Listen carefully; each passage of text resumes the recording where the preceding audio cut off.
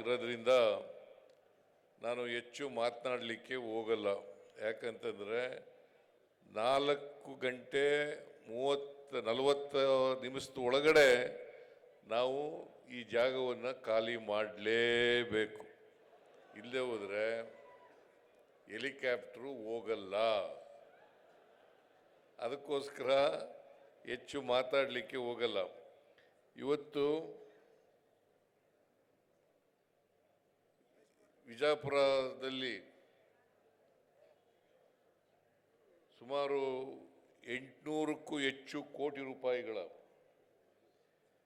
ಅಭಿವೃದ್ಧಿ ಕಾರ್ಯಕ್ರಮಗಳಿಗೆ ಚಾಲನೆಯನ್ನು ಕೊಟ್ಟಿದ್ದೇವೆ. ಅವುಗಳಲ್ಲಿ 82 ಕೋಟಿ ರೂಪಾಯಿಗಳ ಉದ್ಘಾಟನೆ, 730 ಕೋಟಿಗೂ ಹೆಚ್ಚು ರೂಪಾಯಿಗಳ ಶಂಕುಸ್ಥಾಪನೆ ಕಾರ್ಯಕ್ರಮವನ್ನು ಮಾಡಿದ್ದೇವೆ. ಅದರಲ್ಲಿ ಮುಖ್ಯವಾದವು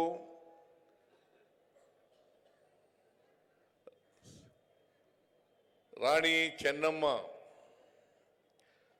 ಅವರ ಪ್ರತಿಮೆಯನ್ನು ಲೋಕಾರ್ಪಣೆ ಮಾಡಿರ್ತಕ್ಕಂಥದ್ದು,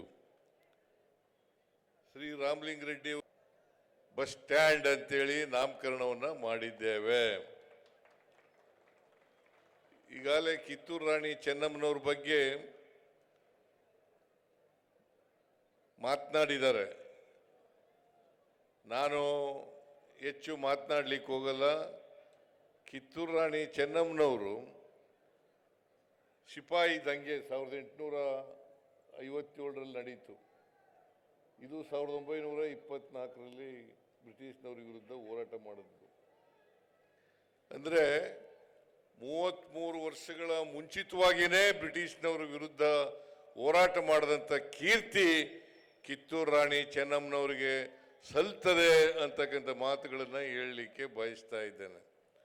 ಸಂಗೊಳ್ಳಿ ರಾಯಣ್ಣವರ ಸಾಹಸ, ಕಿತ್ತೂರು ರಾಣಿ ಚೆನ್ನಮ್ಮನವರ ಶೌರ್ಯ, ಮತ್ತು ಆ ಕೆಚ್ಚೆದೆ ಇತ್ತಲ್ಲ, ಆ ಬದ್ಧತೆ ಇತ್ತಲ್ಲ, ಇದಕ್ಕೋಸ್ಕರನೇ ಕಿತ್ತೂರು ರಾಣಿ ಚೆನ್ನಮ್ಮನವರು ಬ್ರಿಟಿಷ್ನವರ ವಿರುದ್ಧ ಹೋರಾಟ ಮಾಡಿ, ಛಲದಿಂದ ಹೋರಾಟ ಮಾಡಿ,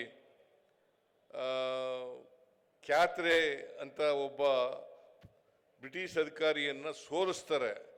ಆಮೇಲೆ ಎರಡನೇ ಯುದ್ಧದಲ್ಲಿ ಸೋಲು ಅನುಭವಿಸ್ಬೇಕಾದಂಥ ಪರಿಸ್ಥಿತಿ ಉಂಟಾಗುತ್ತೆ. ಇದಕ್ಕೆ ನಮ್ಮವರೇ ಕಾರಣ ಅಂತಕ್ಕಂಥ ಮಾತುಗಳನ್ನು ಈ ಸಂದರ್ಭದಲ್ಲಿ ಹೇಳಲಿಕ್ಕೆ ಬಯಸ್ತಾ ಇದ್ದೇನೆ. ಬ್ರಿಟಿಷ್ನವರು ಈ ದೇಶವನ್ನು 200 ವರ್ಷ ಆಳಬೇಕಾದ್ರೆ ಅವರು ನಮ್ಮವರ ಸಹಾಯದಿಂದಲೇ ಎಲ್ಲ ರಾಜರುಗಳನ್ನು ಕೂಡ ಸೋಲಿಸಿ ಅವರ ಅಧೀನದಲ್ಲಿ ಇಟ್ಕೊಂಡು ಈ ದೇಶವನ್ನು ಆಳ್ತಾರೆ ಅಂತಕ್ಕಂಥದ್ದನ್ನು ನೋಡಲಿಕ್ಕೆ ಸಾಧ್ಯ ಆಗ್ತದೆ. ಕಿತ್ತೂರು ರಾಣಿ ಚೆನ್ನಮ್ಮನವರ ವಿಷಯದಲ್ಲೂ ಕೂಡ ಅದೇ ಆಗಿರ್ತಕ್ಕಂಥದ್ದು. ಅಂಥ ಒಬ್ಬ ವೀರ ಮಹಿಳೆಯ ಪ್ರತಿಮೆಯನ್ನು ಇವತ್ತು ಅನಾವರಣ ಮಾಡಿರ್ತಕ್ಕಂಥದ್ದು ಬಿಜಾಪುರದಲ್ಲಿ ಭಾಳ ಸಂತೋಷದ ವಿಚಾರ ಅಂತಕ್ಕಂಥ ಮಾತುಗಳನ್ನು ಹೇಳಿ, ನಾನು ಅದನ್ನು ಅತ್ಯಂತ ಸಂತೋಷದಿಂದ ಲೋಕಾರ್ಪಣೆ ಮಾಡಿದ್ದೇನೆ ಅಂತಕ್ಕಂಥ ಮಾತುಗಳನ್ನು ಹೇಳಲಿಕ್ಕೆ ಬಯಸ್ತಾ ಇದ್ದೇನೆ. ಆಮೇಲೆ ವೆಲೋಡ್ರೋಮ್ ಇಲ್ಲಿ ಬಿಜಾಪುರ ಮತ್ತು ಬಾಗಲಕೋಟೆ ಈ ಭಾಗದಲ್ಲಿ ಸೈಕ್ಲಿಸ್ಟ್ಗಳು ಜಾಸ್ತಿ. ನನಗೆ ನಾನು ಹಿಂದೆ ಮುಖ್ಯಮಂತ್ರಿ ಆಗಿರುವಾಗ ಬಿಜಾಪುರದಲ್ಲಿ ಒಂದು ವೆಲಾಡ್ರೋಮನ್ನು ಮಾಡಬೇಕು ಅಂತಕ್ಕಂಥ ಮಾತುಗಳನ್ನು ಹೇಳಿದಾಗ ನಾನು ಅದಕ್ಕೆ ಒಪ್ಪಿ ಇಲ್ಲಿ ಇಡೀ ರಾಜ್ಯದಲ್ಲೇ, ದಕ್ಷಿಣ ಭಾರತದಲ್ಲೇ ಇದು ಮೊದಲನೇ ವೆಲಾಡ್ರೋಮ್ ಅಂತಕ್ಕಂಥ ಮಾತುಗಳನ್ನು ಹೇಳಲಿಕ್ಕೆ ಬಯಸ್ತಾ ಇದ್ದೇನೆ. ಈ ಭಾಗದ ಸೈಕ್ಲಿಸ್ಟ್ಗಳಿಗೆ ಅನುಕೂಲ ಮಾಡಿಕೊಡಬೇಕು ಅಂತಕ್ಕಂಥ ಮಾತುಗಳನ್ನು ನಾನು ಈ ಸಂದರ್ಭದಲ್ಲಿ ಹೇಳಲಿಕ್ಕೆ ಬಯಸ್ತಾ ಇದ್ದೇನೆ. ಇನ್ನೊಂದು ಭಾಳ ಮುಖ್ಯವಾದಂಥ ವಿಚಾರ, ಬಿಜಾಪುರದಲ್ಲಿ ಮೆಡಿಕಲ್ ಕಾಲೇಜ್ ಆಗಬೇಕು ಅಂತಕ್ಕಂಥದ್ದು. ಹಿಂದೆ BJP ಸರ್ಕಾರ ಬಿಜೆಪಿ ಸರ್ಕಾರ PPP ಮಾದರಿನಲ್ಲಿ ಮಾಡಬೇಕು ಅಂತ ಹೇಳಿ ಮಾಡಿತ್ತು. ಆದರೆ ನೀವು ಹೋರಾಟ ಎಲ್ಲ ಮಾಡಿದ್ದೀರಿ. ನನಗೆ MB ಪಾಟೀಲ್ರು ಮತ್ತು ಶಿವಾನಂದ ಪಾಟೀಲ್ರು ಇಬ್ಬರು ಕೂಡ ಮನವಿ ಮಾಡಿದರು, ಇದನ್ನು ಗೌರ್ಮೆಂಟ್ ಕಾಲೇಜ್ ಆಗಿ ಮಾಡಬೇಕು ಅಂತಕ್ಕಂಥ ಮಾತುಗಳನ್ನು ಹೇಳಿದರು. ನಾನು ಮುಂದಿನ ದಿನಗಳಲ್ಲಿ ಗೌರ್ಮೆಂಟಿಂದಲೇ ಮೆಡಿಕಲ್ ಕಾಲೇಜನ್ನು ಮಾಡ್ತೇವೆ, ನೀವು ಯಾರು ಕೂಡ ಅದಕ್ಕೋಸ್ಕರ ಹೋರಾಟ ಮಾಡಬೇಕಾದಂಥ ಅಗತ್ಯ ಇಲ್ಲ ಅಂತಕ್ಕಂಥ ಮಾತುಗಳನ್ನು ಹೇಳಲಿಕ್ಕೆ ಬಯಸ್ತಾ ಇದ್ದೇನೆ. ನಮ್ಮ ಸರ್ಕಾರ, ನಾನು ಮುಖ್ಯಮಂತ್ರಿಯಾಗಿದ್ದಾಗ ಎಲ್ಲ ಜಿಲ್ಲೆಗಳಲ್ಲೂ ಕೂಡ ಒಂದೊಂದು ಮೆಡಿಕಲ್ ಕಾಲೇಜ್ಗಳನ್ನು ಮಾಡಬೇಕು ಅಂತಕ್ಕಂಥದ್ದು ನಮ್ಮ ಇಚ್ಛೆ. ಎಲ್ಲ ಜಿಲ್ಲೆಗಳಲ್ಲೂ ಕೂಡ ಮೆಡಿಕಲ್ ಕಾಲೇಜು. ಇವತ್ತಿನವರೆಗೆ 71 ಮೆಡಿಕಲ್ ಕಾಲೇಜ್ಗಳಿದ್ದಾವೆ ಕರ್ನಾಟಕದಲ್ಲಿ. 71 ಮೆಡಿಕಲ್ ಕಾಲೇಜುಗಳಿದ್ದಾವೆ. ಅದರಲ್ಲಿ 22 ಮೆಡಿಕಲ್ ಕಾಲೇಜುಗಳು ಸರ್ಕಾರಿ ಕಾಲೇಜುಗಳು. 22 ಮೆಡಿಕಲ್ ಕಾಲೇಜುಗಳು ಸರ್ಕಾರಿ ಮೆಡಿಕಲ್ ಕಾಲೇಜುಗಳು. ಉಳಿದ ಜಿಲ್ಲೆಗಳಲ್ಲೂ ಕೂಡ ಯಾವ ಜಿಲ್ಲೆಯಲ್ಲಿ ಇಲ್ಲ ಆ ಜಿಲ್ಲೆಗಳಲ್ಲೂ ಕೂಡ ಸರ್ಕಾರಿ ಮೆಡಿಕಲ್ ಕಾಲೇಜನ್ನು ಮಾಡ್ತೇವೆ. ಜೊತೆಗೆ ಟ್ರಾಮಾ ಸೆಂಟರ್ಗಳನ್ನು ಕೂಡ ಮಾಡ್ತೇವೆ. ಜೊತೆಗೆ ಸೂಪರ್ ಸ್ಪೆಷಾಲಿಟಿ ಆಸ್ಪತ್ರೆನೂ ಕೂಡ ಮಾಡ್ತೇವೆ ಅಂತಕ್ಕಂಥ ಮಾತುಗಳನ್ನು ಹೇಳಲಿಕ್ಕೆ ಬಯಸ್ತಾ ಇದ್ದೇನೆ. ಇಲ್ಲಿ ಹೋರಾಟ ಮಾಡ್ತಾ ಇದ್ರು, PPP ಮಾಡೆಲ್ನಲ್ಲಿ ಬೇಡ, ನಮ್ಮದೆಲ್ಲ ತೀರ್ಮಾನ, ಇದು ಹಿಂದಿನ ಸರ್ಕಾರದ ತೀರ್ಮಾನ, ಬಿಜೆಪಿ ಸರ್ಕಾರದ ತೀರ್ಮಾನ. ನಾವು PPP ಮಾಡೆಲ್ ಮಾಡಲ್ಲ, ಗೌರ್ಮೆಂಟ್ಲಿಂದಲೇ ಮಾಡ್ತೀವಿ ಅಂತಕ್ಕಂಥ ಮಾತುಗಳನ್ನು ಹೇಳಲಿಕ್ಕೆ ಬಯಸ್ತಾ ಇದ್ದೇನೆ. ಅನೇಕ ಇಲಾಖೆಗಳು, ಸುಮಾರು 800 ಕೋಟಿಗೂ ಹೆಚ್ಚು ಕಾರ್ಯಕ್ರಮಗಳು ಇವತ್ತು ನಡೆದಿದ್ದಾವೆ. ಈಗಾಗಲೇ ಇಲ್ಲಿ ನೋಡಿದ್ದೀರಲ್ಲ, ಶಂಕುಸ್ಥಾಪನೆ, ಉದ್ಘಾಟನೆ, ಇವೆಲ್ಲ ಇವತ್ತು ನಾನು ಅವಕ್ಕೆ ಇನಾಗ್ರೇಷನ್ ಮಾಡಿದ್ದೇನೆ, ಉದ್ಘಾಟನೆ ಮಾಡಿದ್ದೇನೆ. ನಮ್ಮ ಬಸವನಗೌಡ ಯತ್ನಾಳ್ ಅವರು, ಅವ್ರ ಕ್ಷೇತ್ರ ಅನ್ನೋದು ಗೊತ್ತು, ಇದು ನನಗೆ. ಅವ್ರ ಕ್ಷೇತ್ರ ಅಲ್ಲ ಇದು, ಬಿಜಾಪುರ.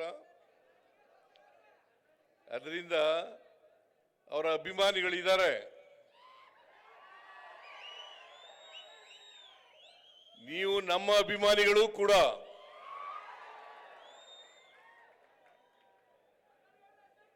ನಿಮ್ಮೆಲ್ಲರ ಆಶೀರ್ವಾದದಿಂದಲೇ 136 ಸ್ಥಾನಗಳನ್ನ ಕಳೆದ ಚುನಾವಣೆಯಲ್ಲಿ ಗೆದ್ದದ್ದು. ಇಲ್ಲಿ ಬಿಜಾಪುರ ಜಿಲ್ಲೆಯಲ್ಲಿ ಸುಮಾರು 8 ಅಸೆಂಬ್ಲಿ ಕ್ಷೇತ್ರಗಳಿದ್ದಾವೆ. 8 ಅಸೆಂಬ್ಲಿ ಕ್ಷೇತ್ರಗಳಲ್ಲಿ 6 ಕ್ಷೇತ್ರಗಳನ್ನ ನಾವು ಗೆದ್ದಿದ್ದೇವೆ. ಅದರಿಂದಲೇ ನಾವು ಸರ್ಕಾರ ಮಾಡಲಿಕ್ಕೆ ಸಾಧ್ಯ ಆಯಿತು. ಅದಕ್ಕೆ 136 ಸ್ಥಾನಗಳನ್ನು ಗೆಲ್ಲಬೇಕಾದ್ರೆ 136 ಸ್ಥಾನಗಳನ್ನು ಗೆಲ್ಲಬೇಕಾದ್ರೆ ನಿಮ್ಮ ಆಶೀರ್ವಾದ ಬಹಳ ಮುಖ್ಯ ಅಂತಕ್ಕಂಥ ಮಾತುಗಳನ್ನು ಹೇಳಲಿಕ್ಕೆ ಬಯಸ್ತಾ ಇದ್ದೇನೆ. ಅನೇಕ ಸಾರಿ ಬಂದಿದ್ದೇನೆ ನಾನು ಬಿಜಾಪುರಕ್ಕೆ. ಸುಮಾರು 40-45 ವರ್ಷಗಳಿಂದಲೂ ಕೂಡ ಇಡೀ ರಾಜ್ಯನೆಲ್ಲ ಸುತ್ತಾಡ್ತಾ ಇದ್ದೀನಿ ನಾನು. ಕಳೆದ ಚುನಾವಣೆಯಲ್ಲೂ ಕೂಡ ಬಂದಿದ್ದೆ, ಅದರಿಂದ ಚುನಾವಣೆಯಲ್ಲೂ ಕೂಡ ಬಂದಿದ್ದೆ, ಅದರಿಂದ ಚುನಾವಣೆಯಲ್ಲೂ ಕೂಡ ಬಂದಿದ್ದೆ, ಬೇರೆ ಸಂದರ್ಭಗಳಲ್ಲೂ ಕೂಡ ಬಂದಿದ್ದೆ. ಆದರೆ ಬಂದಾಗೆಲ್ಲ ಕೂಡ ನೀವು ನನಗೆ ಆಶೀರ್ವಾದವನ್ನು ಮಾಡಿದ್ದೀರಿ ಅಂತಕ್ಕಂಥ ಮಾತುಗಳನ್ನು ಹೇಳಲಿಕ್ಕೆ ಬಯಸ್ತಾ ಇದ್ದೇನೆ.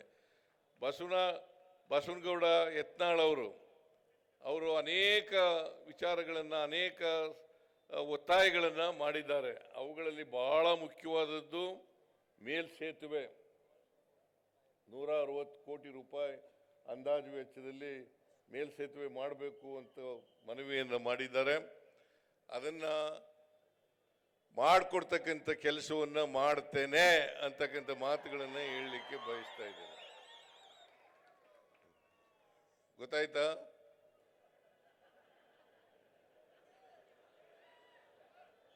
ಮೇಲ್ಸೇತುವೆ ಅದು ಎಲ್ಲಿಂದ ಎಲ್ಲಿಗೆ 3 ಕಿಲೋಮೀಟರ್ ಉದ್ದದ ಮೇಲ್ಸೇತುವೆ ಮಾಡಬೇಕು ಅಂತ ಹೇಳಿದ್ದಾರೆ. ಸಂತ ಕನಕದಾಸ ಸರ್ಕಲ್ ನಿಂದ ಅಂಬೇಡ್ಕರ್ ಸರ್ಕಲ್ ಮಾರ್ಗವಾಗಿ ಶಿವಾಜಿ ಮಹಾರಾಜರ ಸರ್ಕಲ್ ವರೆಗೆ, ಭಕ್ತ ಕನಕದಾಸರ ಸರ್ಕಲ್ನಿಂದ ಅಂಬೇಡ್ಕರ್ ವೃತ್ತ ಮತ್ತು ಶಿವಾಜಿ ಮಹಾರಾಜ್ ಅವರ ವೃತ್ತದವರೆಗೆ ಮಾಡಬೇಕು ಅಂತ ಹೇಳಿದ್ದಾರೆ. ಅದನ್ನ ಮಾಡಿಕೊಡ್ತಕ್ಕಂಥ ಕೆಲಸವನ್ನ ಮಾಡೋಣ ಅಂತಕ್ಕಂಥ ಮಾತುಗಳನ್ನು ಹೇಳಲಿಕ್ಕೆ ಬಯಸ್ತಾ ಇದ್ದೇನೆ. ಆಮೇಲೆ ಇದೇ ಸಂದರ್ಭದಲ್ಲಿ ನನಗೆ ಎಂ ಬಿ ಪಾಟೀಲ್ರು ಮತ್ತು ಶಿವಾನಂದ ಪಾಟೀಲ್ರು, ಈ ಜಿಲ್ಲೆಯ ಎಲ್ಲ ಶಾಸಕ ಮಿತ್ರರು, ಜನಪ್ರತಿನಿಧಿಗಳು, MLAಗಳು, MLCಗಳು ನನಗೆ ಸನ್ಮಾನವನ್ನು ಮಾಡಿದ್ದಾರೆ. ಕಾರಣ ಯಾಕಪ್ಪ ಅಂತಂದ್ರೆ, ನಾನು ದಿವಂಗತ ದೇವರಾಜ ಅರಸರವರು ಅವರ ಎಷ್ಟು ವರ್ಷಗಳ ಅವಧಿ ಇತ್ತು, 7 ವರ್ಷ 239 ದಿನಗಳು ಅವರಿದ್ದರು. ನಾನು 6ನೇ ತಾರೀಕಿಗೆ ಅದು ಸಮ ಆಯಿತು. ಈ ವರ್ಷ 2026 ಜನವರಿ 6ನೇ ತಾರೀಕಿಗೆ ಸಮ ಆಯಿತು. ಈಗಾಗಲೇ ಇವತ್ತು 9ನೇ ತಾರೀಕು, 3 ದಿನಗಳು ಜಾಸ್ತಿ ಮಾಡಿದ್ದೀನಿ ಅಂತೇಳಿ ನಿಮ್ಮೆಲ್ಲರ ಆಶೀರ್ವಾದ, ಕಾಂಗ್ರೆಸ್ ಹೈಕಮಾಂಡ್ನ ಆಶೀರ್ವಾದ, ಸೋನಿಯಾ ಗಾಂಧಿಯವರು, ರಾಹುಲ್ ಗಾಂಧಿಯವರು, ಮಲ್ಲಿಕಾರ್ಜುನ ಖರ್ಗೆಯವರು, ಇವರೆಲ್ಲರ ಆಶೀರ್ವಾದದಿಂದ ಇವತ್ತು ನಾನು 2 ಬಾರಿ ಮುಖ್ಯಮಂತ್ರಿ ಆಗಲಿಕ್ಕೆ ಸಾಧ್ಯ ಆಯಿತು. ಅಷ್ಟೇ ಅಲ್ಲ, ಕರ್ನಾಟಕದಲ್ಲಿ ಹೆಚ್ಚು ದಿನಗಳ ಕಾಲ ಮುಖ್ಯಮಂತ್ರಿ ಆಗಿರ್ತಕ್ಕಂಥದ್ದು, ದೀರ್ಘಾವಧಿ ಕಾಲ ಮುಖ್ಯಮಂತ್ರಿ ಆಗಿರ್ತಕ್ಕಂಥ ಅವಕಾಶನೂ ಕೂಡ ಸಿಕ್ಕಿದೆ. ಅದಕ್ಕೋಸ್ಕರ ಈ ರಾಜ್ಯದ ಜನತೆಗೆ ಧನ್ಯವಾದಗಳನ್ನು ಹೇಳಲಿಕ್ಕೆ ಬಯಸ್ತಾ ಇದ್ದೇನೆ. ಇದಕ್ಕೋಸ್ಕರ ಈ ಜಿಲ್ಲೆಯ ಎಲ್ಲ ಎಂ ಬಿ ಪಾಟೀಲ್ ಆದಿಯಾಗಿ, ಶಿವಾನಂದ ಪಾಟೀಲ್ ಆದಿಯಾಗಿ, MLAಗಳಾದಿಯಾಗಿ ಎಲ್ಲರೂ ಸೇರಿ ನನ್ನನ್ನು ಗೌರವಿಸಿದ್ದಾರೆ. ಅದಕ್ಕೋಸ್ಕರ ನಾನು ಅವರೆಲ್ಲರಿಗೂ ಕೂಡ ಕೃತಜ್ಞತೆಗಳನ್ನು ಸಲ್ಲಿಸಲಿಕ್ಕೆ ಬಯಸ್ತಾ ಇದ್ದೇನೆ ಅಂತಕ್ಕಂಥ ಮಾತುಗಳನ್ನು ಹೇಳಲಿಕ್ಕೆ ಬಯಸ್ತಾ ಇದ್ದೇನೆ. ನಾನು ಸಮಯ ಆಗಿದೆ, ಅದರಿಂದ ಹೆಚ್ಚು ಮಾತಾಡಲಿಕ್ಕೆ ಹೋಗಲ್ಲ. ಭಾಳ ಮಾತಾಡಬೇಕಾಗಿತ್ತು, ನಮ್ಮದೇ ತಪ್ಪು, ಲೇಟಾಗಿ ಬಂದದ್ರಿಂದ, ನಾವು ಜಲ್ದಿ ಹೋಗ್ಬೇಕಾಗಿರೋದ್ರಿಂದ, ಇದು ನಿಮ್ಮ ತಪ್ಪಲ್ಲ, ನಮ್ಮ ತಪ್ಪು. ಅದಕ್ಕೋಸ್ಕರ ಕ್ಷಮಿಸಬೇಕು ಅಂತಕ್ಕಂಥ ಮಾತುಗಳನ್ನು ಹೇಳಿ ನನಗೆ ಹೆಚ್ಚು ಮಾತಾಡಲಿಕ್ಕೆ ಆಗದೇನೆ ನನ್ನ ಭಾಷಣವನ್ನು ಮುಗಿಸ್ತೇನೆ. ನಿಮ್ಮೆಲ್ಲರಿಗೂ ನಮಸ್ಕಾರ. ಜೈ ಹಿಂದ್, ಜೈ ಕರ್ನಾಟಕ, ಜೈ ಸಂವಿಧಾನ್.